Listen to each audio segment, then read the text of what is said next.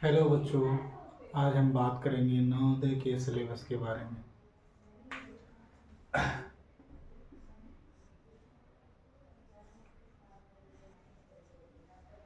Syllabus, जैसा कि हम जानते हैं कि नवोदय के सिलेबस में तीन चीज़ें हमें मुख्य रूप से पढ़नी है। पहला है रीजनिंग, दूसरा अंग्रेजी और तीसरा हिंदी। तो आज देखते हैं कि रीजनिंग में हमें क्या क्या पढ़ना है, मैथ में क्या क्या पढ़ना है और हिंदी में क्या क्या पढ़ना है। जैसे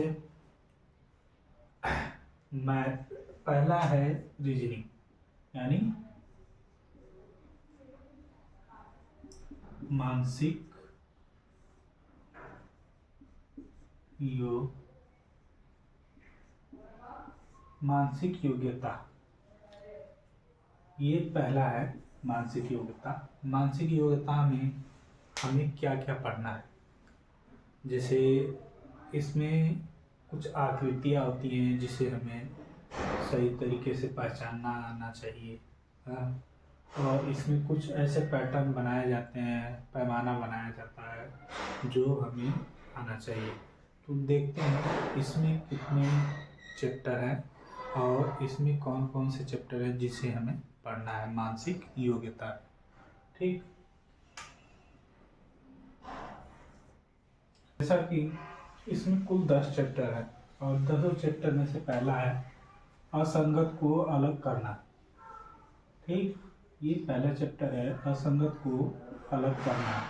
दूसरा चैप्टर है आकृति मिलान, यानी आकृति मिलान, यह क्या है, दूसरा चैप्टर। तीसरा चैप्टर है पैटर्न को पूरा करना। चौथा चैप्टर है आकृति श्रृंखला पूर्ति। पांचवा चैप्टर है सदृश्यता और छठा चैप्टर है ज्यामिति आकृति पूर्ति। सातवां चैप्टर है दर्पण प्रतिबिंब। आठवां चैप्टर है पंचहोल पैटर्न। नौवां चैप्टर है स्थान दृश्यावलोकन और 10वां चैप्टर है छिपी हुई आकृति।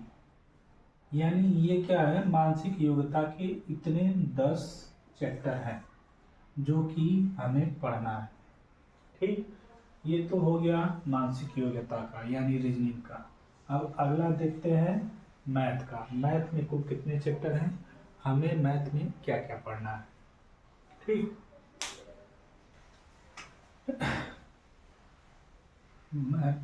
मैथ यानी अंग्रेजी। अंग्रेजी देखते हैं इसमें कितने चैप्टर हैं। इसमें कुल टोटल 19 चैप्टर है। 19 चैप्टर में हमें क्या क्या पढ़ना है।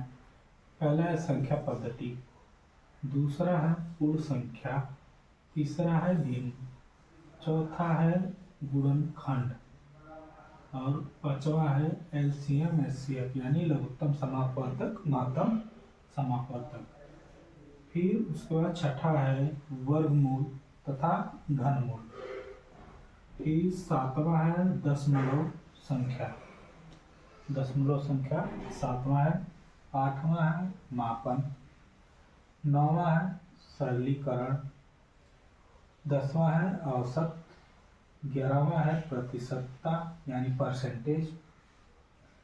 12वां है लाभ और हानि। 13वां है साधारण ब्याज। 14वां है अनुपात एवं समान अनुपात। 15वां है कार्य एवं समय। 16वां है चाल समय और दूरी, ठीक। 17वां है क्षेत्रफल परिमाप आयतन।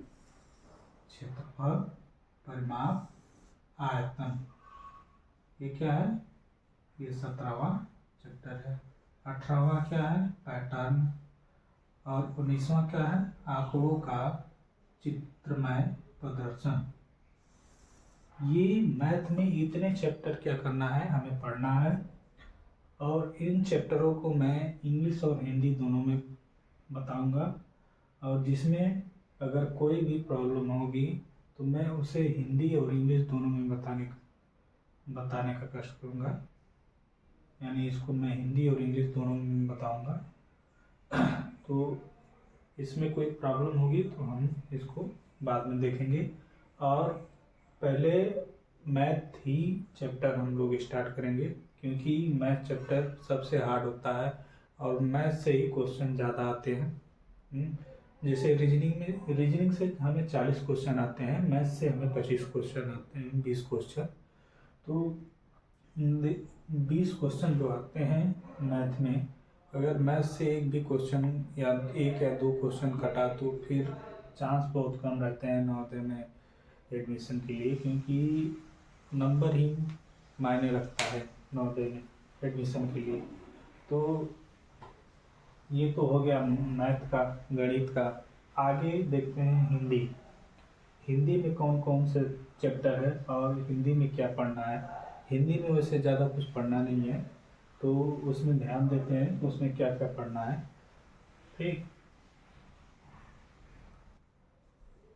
आइए देखते हैं हिंदी में कुल कितने चैप्टर है हमें पढ़ना है। जैसे कि हिंदी में हमें पढ़ना है अपठित गद्यांश। देखिए, ये अपठित गद्यांश होता क्या है, इसमें जैसे एक कहानी नुमा पैराग्राफ दे देगा, उस पैराग्राफ को पढ़ के और उसी में से क्वेश्चन पूछता है और उसी क्वेश्चन में से आपको क्या करना है, उसका उत्तर देना होता है। तो अपठित गद्यांश यही होता है। ठीक, विलोम शब्द, यानी विलोम शब्द आप लोग को पता ही होगा, जैसे सुबह का शाम, दिन का रात, ऐसे ही विलोम शब्द होता है। ठीक, उसके बाद है पर्यायवाची शब्द, यानी जैसे दिन का दिवाकर, भानु भास्कर, ऐसे पर्यायवाची है। ये सब याद करना है। शब्दार्थ, यानी जो शब्द है उसका अर्थ। ठीक, विशेषण, विशेषण आप लोग को पढ़ना है। ठीक, ये सब, इसमें बहुत ज़्यादा कुछ पढ़ना नहीं है, तो इसमें ज़्यादा ध्यान नहीं देंगे। ये तो बस रटने वाली चीज़ है। विलोम शब्द आपको रटना होगा, पर्यायवाची शब्द आपको रटना होगा, शब्दार्थ आपको रटना होगा, विशेषण आपको रटना होगा। ये इतने चीज़ हैं जो आपको रटना होगा। आप अपठित गद्यांश जो है, अपठित गद्यांश में आपको क्या करना है कि एक पैराग्राफ रहेगा, उसमें से पढ़ के आपको उसी में से उत्तर देना होगा। इसके लिए आप लोग को इसका प्रैक्टिस करना पड़ेगा। ठीक, यही नवोदय का सिलेबस है जो हमने बताया, रीजनिंग, मैथ और हिंदी का। ठीक, तो इसी में से आप लोग को क्वेश्चन बनेगा। जैसे क्वेश्चन क्या रहेगा कि मान लीजिए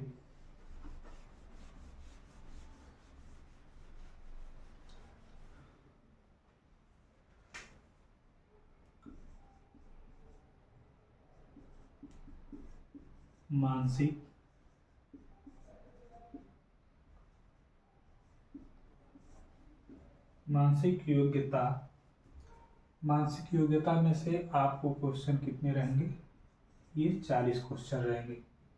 ये मानसिक योग्यता में 40 क्वेश्चन आपको रहेंगे। गणित,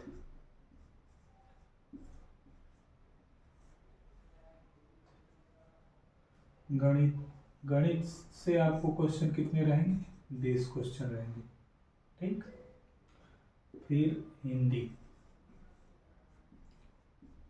हिंदी से आपको कितने क्वेश्चन रहेंगे, 20 क्वेश्चन रहेंगे। ठीक, इतने ही क्वेश्चन रहेंगे और इन क्वेश्चनों का अंक निर्धारित होता है। ठीक, यानी इसमें 40 क्वेश्चन रहेंगे, हो गए 40 40 80 क्वेश्चन हो गए। ठीक, अब 80 क्वेश्चन में से हमें लाना कितना है, 78 क्वेश्चन। 78 क्वेश्चन ऐसे हैं जिसे हम करना है, नहीं कि अब 78 क्वेश्चन में से हम 71 करें, ये नहीं होना चाहिए। अगर ये इतना आप सोचेंगे कि नहीं 71 क्वेश्चन हम कर देंगे, हो जाएगा सही, हमारा आ जाएगा रिजल्ट, तब तो मान लीजिए कि आपका सिलेक्शन नहीं हो पाएगा। क्यों? क्योंकि अगर आप 78 क्वेश्चन किए रहेंगे तो आपका 100% चांस रहेगा कि आपका नवोदय में सिलेक्शन हो जाए। ठीक, तो सिलेबस आपका यही था। अगले दिन से हम मैथ की क्लास स्टार्ट करेंगे, जिसमें से हम पहले पढ़ेंगे संख्या एवं संख्या पद्धति। ठीक, तो आज के लिए इतना ही।